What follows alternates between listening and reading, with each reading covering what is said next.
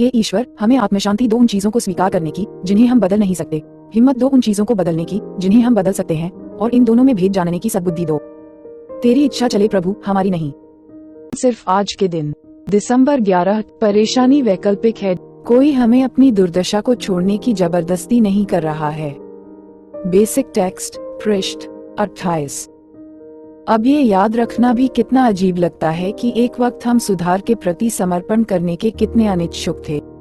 हम सोचते थे कि नशा लेने वाले एडिक्ट के रूप में हम एक अद्भुत एवं भरपूर जिंदगी जी रहे हैं और अपने नशे को छोड़ देना हमारे लिए बामशक्कत उम्र कैद से भी ज्यादा खराब सिद्ध होगा। लेकिन हकीकत में बिल्कुल इसका उल्टा ही सच था। हमारी जिंदगियां बुरी तरह कष्टकारक, संकटग्रस्त थी, लेकिन हम उस जाने पहचाने कष्ट को सुधार की अनिश्चितताओं के बदले छोड़ देने के लिए तैयार नहीं थे। सुधार में भी परेशान होने की संभावना है, लेकिन ये जरूरी भी नहीं है कि ऐसा हो ही। कोई भी जबरदस्ती नहीं करता कि हम सुधार कार्यक्रम के कदमों पर चले ही, स्वभाव में शरीक हों ही या स्पॉन्सर के साथ काम करें ही।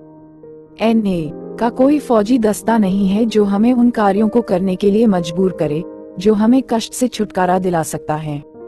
लेकिन हमारे पास निश्चय ही एक विकल्प है। सुधार की सद्बुद्धि की खातिर हम पहले ही सक्रिय एडिक्शन के कष्ट को छोड़ने का फैसला ले चुके हैं।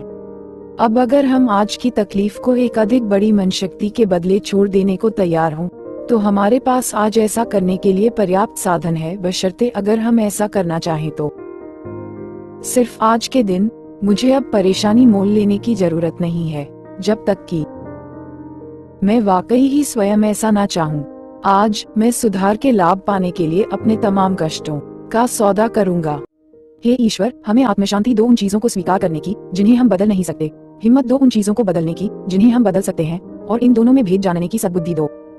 तेरी इच्छा चले प्रभु, हमारी नहीं। Thanks for watching. Like, comment, share, subscribe at j10._91.